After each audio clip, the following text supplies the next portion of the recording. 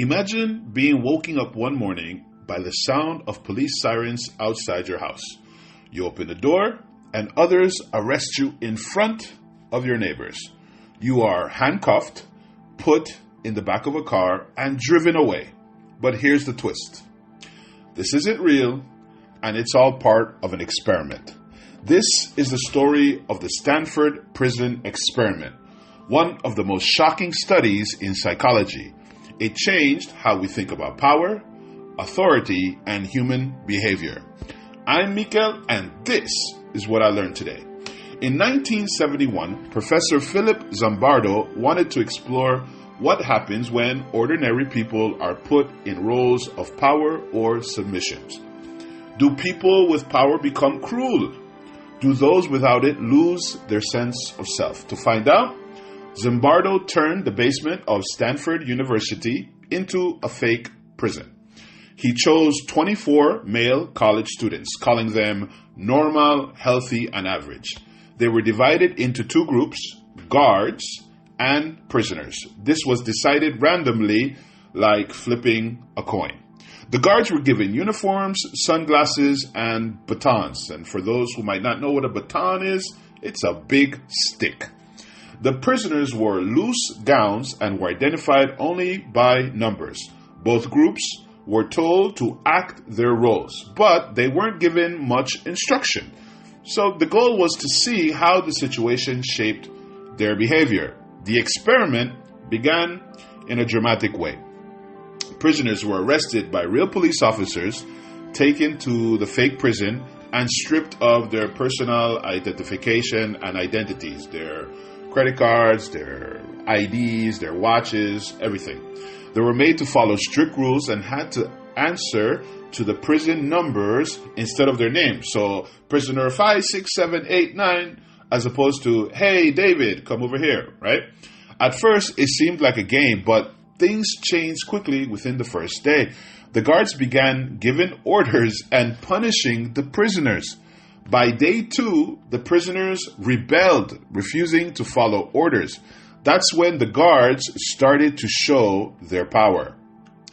The guards became more aggressive. They made prisoners do humiliating tasks like cleaning the toilets with their bare hands.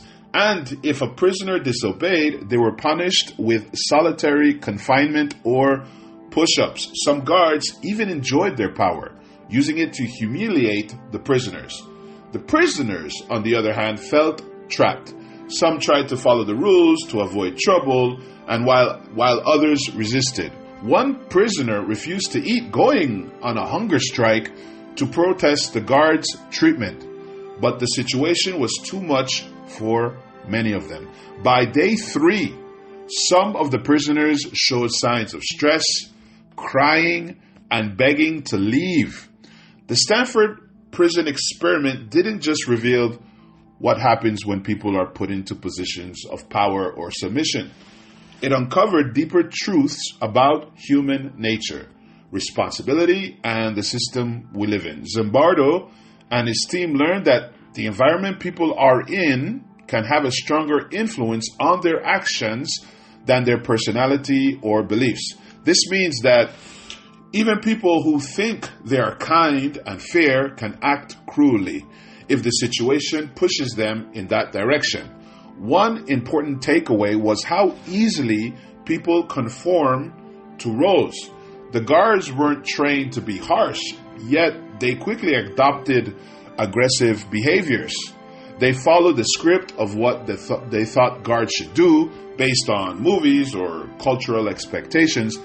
And on the other side, the prisoners, stripped of their names and identities, became very passive, emotional, and fearful.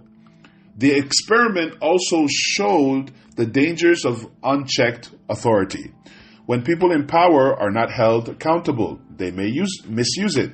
This can happen in many places: prisons, schools, workplaces, and even governments.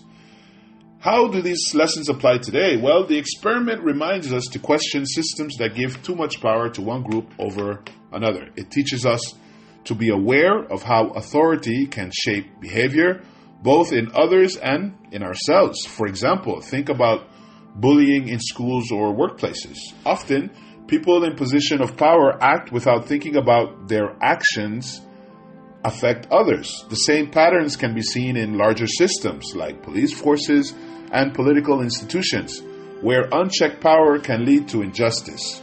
Zimbardo later wrote about these lessons in his book. It's called The Lucifer Effect, Understanding How Good People Turn Evil. He explained that evil is not always about individuals. It's often about the systems and situations that create opportunities for bad behaviors, right?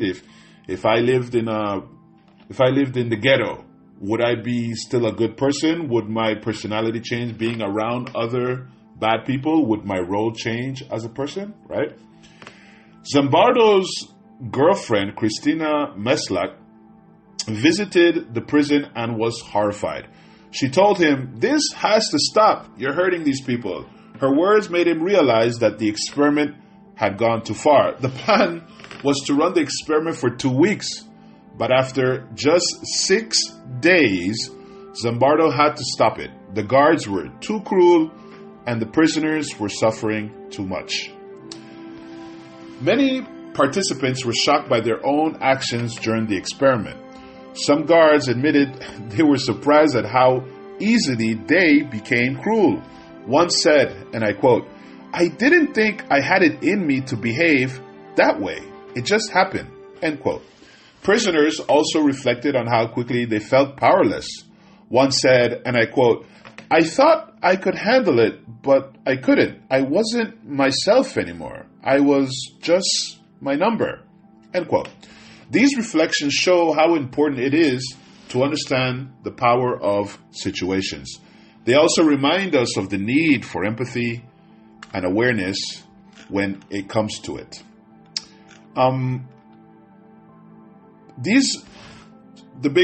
The Stanford Prison Experiment is more than just a study of behavior. It reminds us of how fragile our sense of right and wrong can be in certain environments. It challenges us to think about the roles we play in our lives and how we treat others. Even though the experiment has been criticized for being unethical, its lessons are still relevant today. It teaches us to be mindful of how power, authority, and systems influence behavior, and to always question how we can make those systems more fair and humane. So as we reflect on the experiment, let's ask ourselves a couple questions. How can we prevent situations where power is misused, right? Institutions, political institutions, police, everything. How can we make sure that we treat others with dignity no matter the circumstances? Guys, I hope you enjoyed this podcast. It's very eye-opening.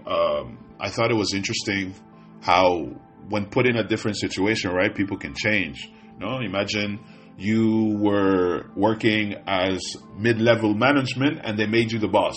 Would you be the same person, or would power corrupt you, or would make you harsher on your employees? I don't know. But these are things I think about, and I hope you think about them too. And I hope you like the podcast. Leave a like, leave a comment if you're interested, and subscribe if you haven't. I'm Mikael, and this is what I learned today. Bye.